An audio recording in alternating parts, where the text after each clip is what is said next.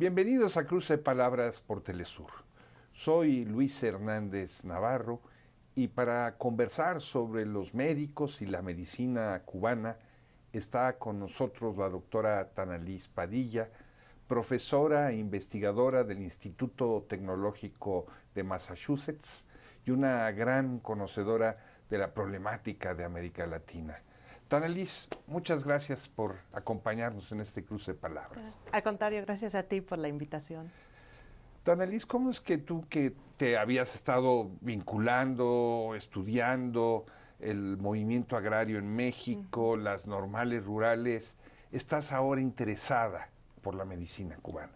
Sí, mira, primero me interesé hace unos años cuando estaba leyendo así un artículo donde aparecía la cifra que en 2009 Cuba tenía, creo que 39,000 profesionales de medicina en todo el mundo, colaborando en todo el mundo. 39,000. Que eran más que los países de la G8 y la Organización Mundial de Salud combinados. Y yo ya sabía que Cuba tenía un sistema de medicina impresionante y sabía que había médicos que hacían brigadas internacionales. Pero esa cifra me resaltó la importancia y la dimensión, y pues me propuse, en cuanto terminara el libro que estaba haciendo en ese momento, a escribir otro sobre el internacionalismo médico cubano. Tú, para hacer tu investigación, has estado en Cuba y has hablado con médicos cubanos que están de manera solidaria en otros países.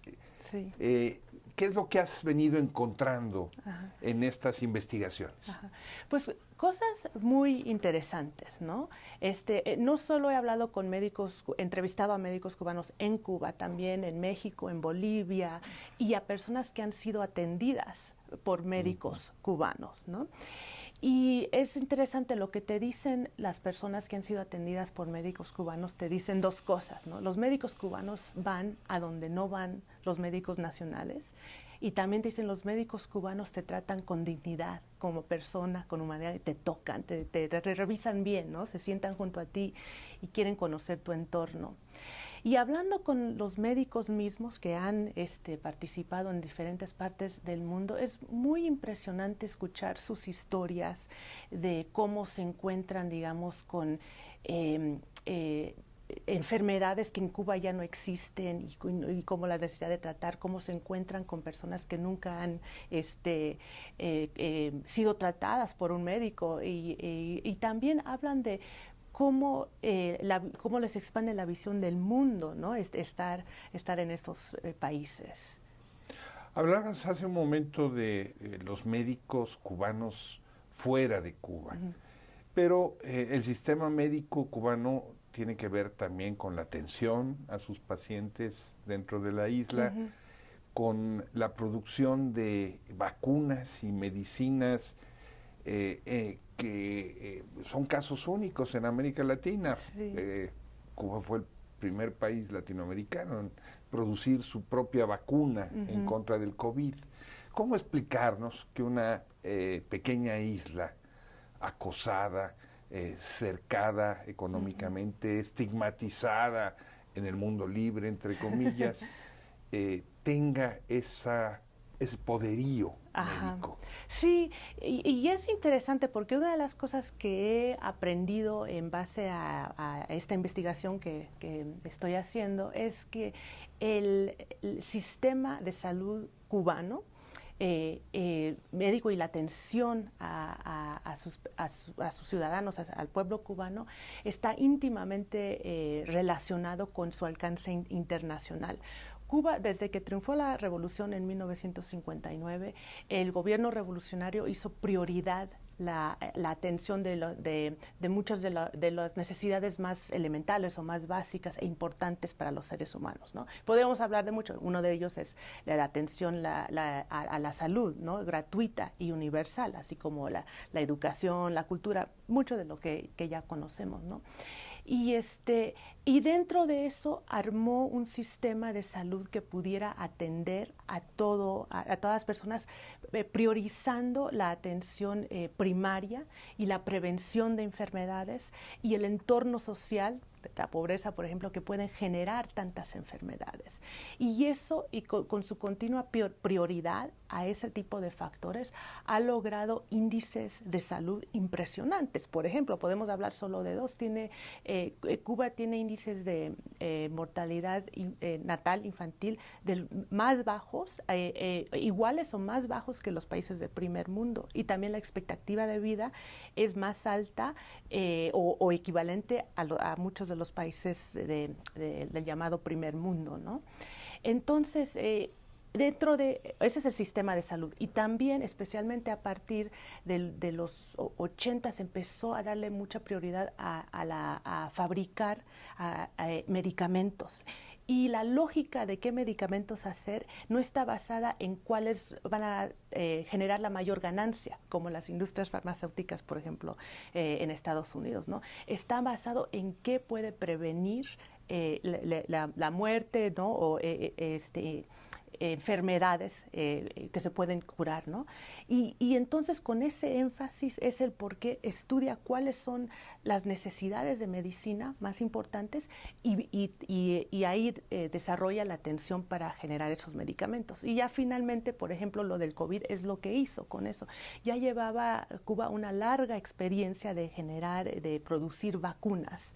Y basada en esa experiencia, utilizó todos los recursos a su disposición en un momento muy difícil para generar vacunas, para inventar sus propias vacunas, bien sabiendo que en esta condición de bloqueo permanente no iban a tener acceso a las vacunas internacionales y eso lo vimos, por ejemplo, con hasta países que no están bloqueados, ¿no? El tercer mundo tardó tanto en recibir vacunas, ¿no? Entonces Cuba utilizó su experiencia, su historia y sus recursos para salvar la vida de sus ciudadanos y de otras partes del mundo con esas vacunas. Este contraste entre una medicina orientada a la ganancia, rápida y fácil, y una medicina orientada a curar al enfermo, aunque no tenga el dinero para hacerlo, está acompañado de una diplomacia médica, vamos a decirlo así, que es la que nos explicaría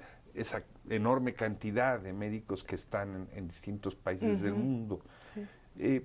¿Tú has logrado encontrar cuál es el motor de esta diplomacia? Ajá. Yo diría que son tres los motores interrelacionados además.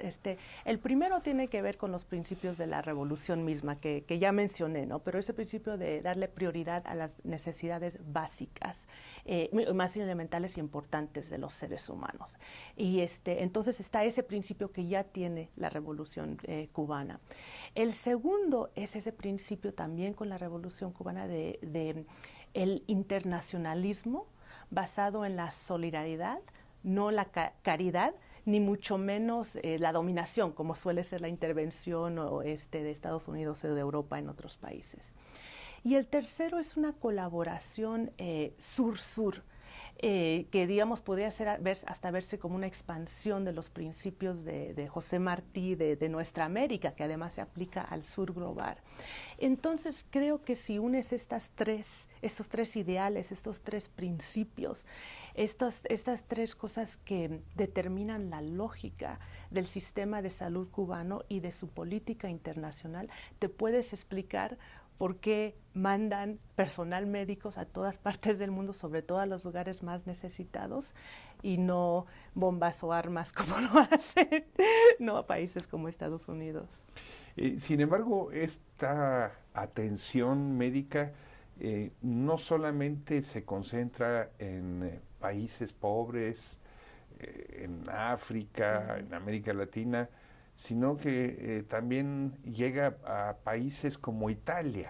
¿Cómo explicarnos esto? ¿Por qué Italia querría médicos cubanos? Ajá, pues Uno de los factores bueno, una de las cosas que genera el no dedicarle o no darle prioridad, digamos, al sistema de salud y al sistema de medicina es que ya no tienes tantos médicos o no tienes los suficientes médicos que necesita tu población. En Italia, por ejemplo, había lugares en el país que no tenían suficientes médicos. Además, Cuba, toda esta atención que ya dije sobre darle servicios de salud a toda su población, también tiene una concentración en formar médicos y además formarlos gratuitamente, como es toda la educación en Cuba.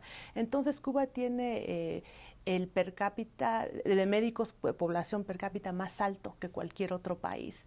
Entonces tiene médicos que, por ejemplo, en lugares como Italia hacen falta. Y por eso cuando se vio desbordado un país como Italia con el COVID, pudo mandar. Y por cierto, hace poco Italia volvió a pedir que mandaran más médicos ahí porque siguen faltando médicos, ya ni siquiera en condiciones de pandemia.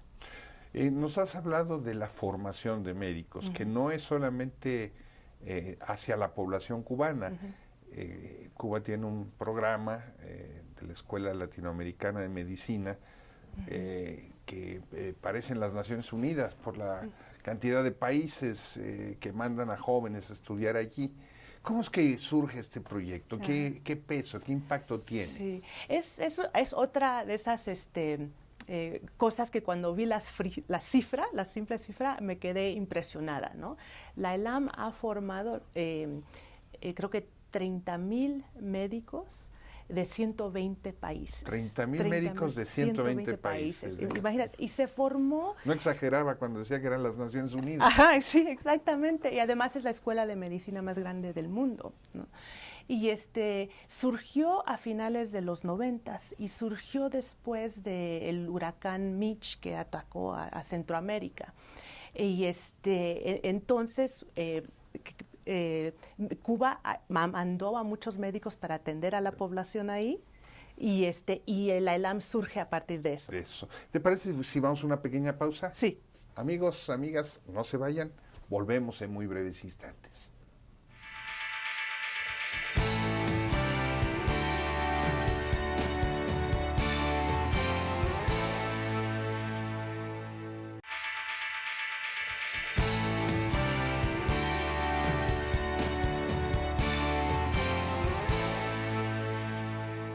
Estamos ya de vuelta en este cruce de palabras sobre médicos y medicina cubana, conversando con la doctora Tanalís Padilla, profesora e investigadora del prestigiado Instituto Tecnológico de Massachusetts. Antes de interrumpirte, Tanalís, nos estabas contando de la historia del ELAM y de cómo pues es la escuela de medicina más grande del mundo y cómo habían salido de allí 30,000 médicos formados ya de 120 países. Sí. Esos países abarcan todos los continentes. Exactamente, y sobre todo otra vez del sur global, de los países más pobres y estudiantes que no tendrían recursos de estudiar medicina ni en sus propios países ni en otro país, ¿no? Y los estudiantes pueden formarse sin pagar nada en la ELAM. Aunque también se forman algunos, por ejemplo, estudiantes de Estados Unidos de las comunidades más pobres, sobre todo afroamericanos o latinos, se han formado. O sea, hay estadounidenses estudiando medicina en Cuba. Sí, exactamente, sí. Que recordemos que en Estados Unidos la carrera de medicina es carísima y uno sale endeudado de esa carrera con un promedio de $400,000, ¿no? Pero sí, entonces, como estábamos hablando después del huracán Mitch, Fidel Castro hizo una declaración que dijo, ahorita que acaba de surgir el huracán y está la emergencia, pues muchos países hemos mandado algo para ayudar, ¿no? Pero ¿qué a la larga? Y dijo Fidel una declaración muy bonita: nos vamos a vengar del huracán, formando médicos para que puedan regresar a esas comunidades y para que este cuidado de salud sea prolongado, sostenible, ¿no? Y así se revierte también la tradicional fuga de cerebros, ¿no?, que se da. Entonces, es impresionante cómo en todos estos años, ya décadas, sigue la ELAM como un proyecto importantísimo para quienes quieren estudiar medicina y no pueden económicamente. Y también una cosa que les pide, un requisito de la ELAM, es que se comprometan cuando regresen a sus países a atender o a ir a los lugares donde hacen falta médicos, donde hay población que más requiere de cuidados de salud. Esa ayuda médica ha sido fundamental para países como Haití, por decir algo. Sí. Un país azotado por la tragedia, por la devastación, con enfermedades terribles, con epidemias de SIDA, por supuesto de COVID, y ahí están los médicos cubanos y los médicos formados por los cubanos. Sí, sí. Haciendo una gran diferencia. Ajá, sí, sí. Tanalis, con frecuencia escuchamos que esos médicos cubanos que se envían a otros países son esclavos del régimen. Nos cuentas que tú has estado en campo platicando con ellos. ¿Qué es lo que has encontrado? Primero es bien interesante ese argumento o afirmación, ¿no? Porque quienes la hacen nunca se han preocupado por la histórica explotación de los trabajadores, de los campesinos, de los migrantes, ¿no? Que viven en condiciones, ¿verdad?, que podríamos decir que son esclavos, ¿no?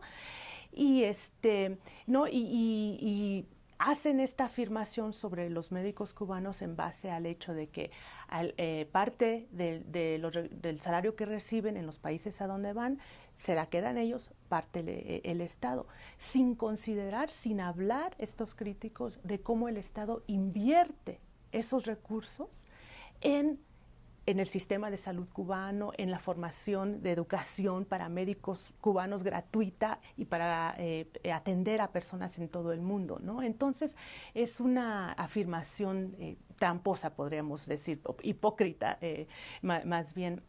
Y también hablando con los médicos cubanos, o sea, que he entrevistado a muchos que han ido a todas partes del mundo, ellos hablan, entre las cosas que viven, hablan del principio de solidaridad, que es algo en su formación de medicina, y un principio también de humanismo.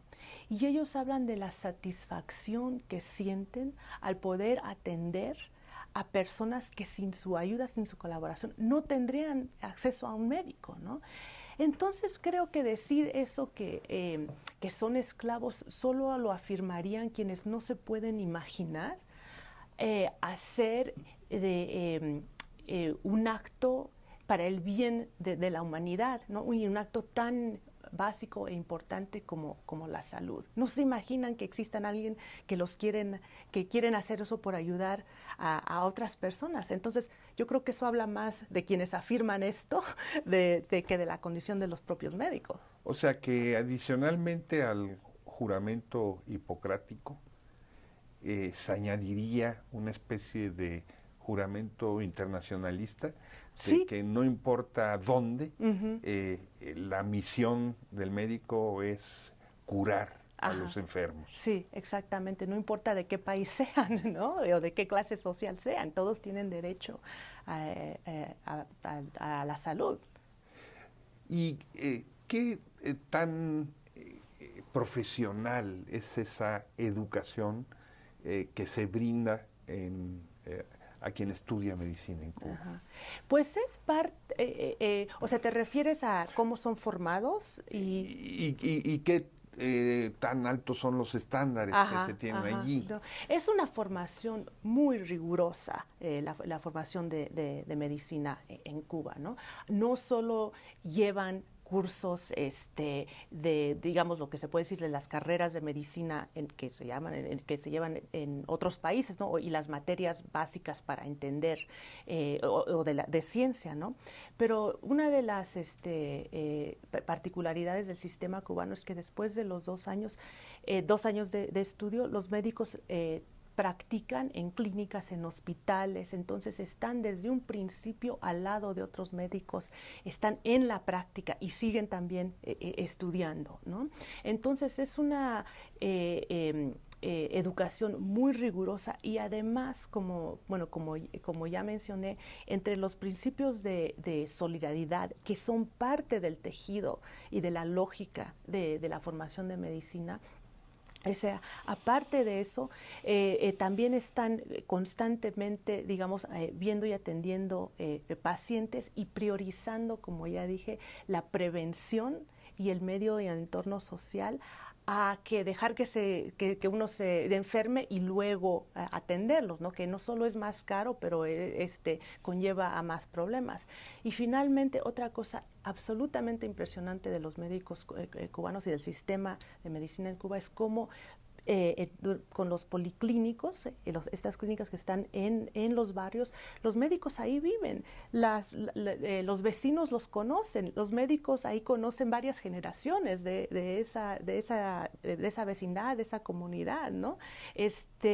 Y los médicos van a la casa de uno a verlo si no ha venido, ¿no? Entonces es absolutamente impresionante, y esto también se ve mucho en la atención que dan a las mujeres embarazadas y a los recién nacidos.